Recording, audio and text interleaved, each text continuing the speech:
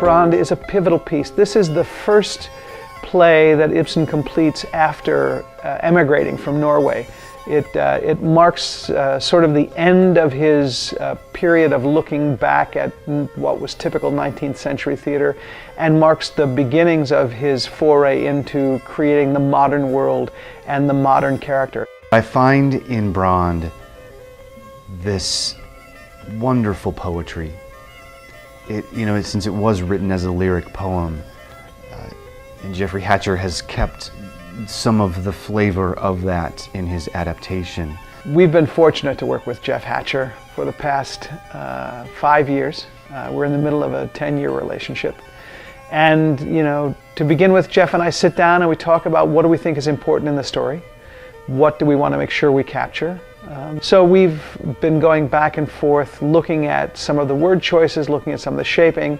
What Jeff has done is he's looked at a number of other adaptations, as well as going back to the text, and using, I think, a very refined scalpel, gone through and cut away some things and replaced some languages that really has brought the play into the 21st century. I think as artists, we often are viewed from an exterior society as fanatics about our craft and about our work. And I think the work done here at the Commonweal is artistically driven.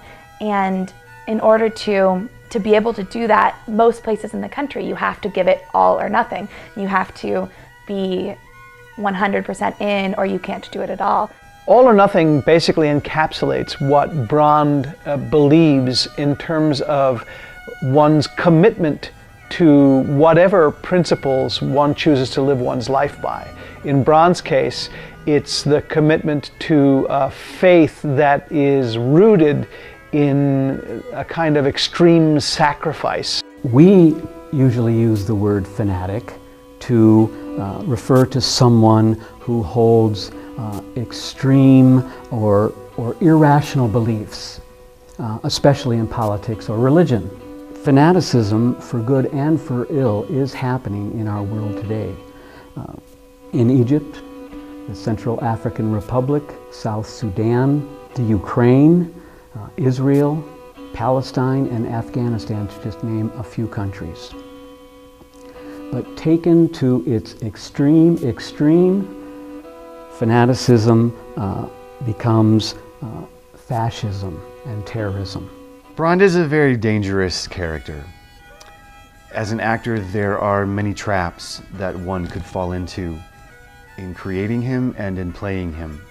But I think the largest trap is making him this finger-wagging individual, almost pedagogue in nature, that he is not.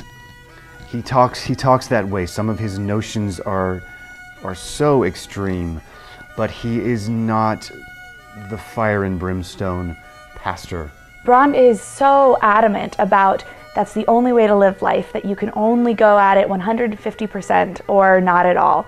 And I think in a modern society, it's a hard concept to grasp at first. We always grow up hearing everything in moderation, and this is very contrary to that. I get to play Brand's mother in the play, and they lose their relationship in part to Brand's all or nothing. You have to have it one way or the other. He is a man of extreme vision and burning passion. We're tackling one of the very epic plays that Ibsen has written. The play takes place over the course of 6.5 years, and his cast of characters runs to the 20s and 30s. When one takes a closer look at the story, however, it's highly allegorical. And it's easier, I think, in some ways, to convey both the message, the meaning of the play, and also heighten the storytelling by condensing and compressing such a multitude of characters into the bodies of 6 actors. Come see Brand. I mean, it's going to be a wonderful show.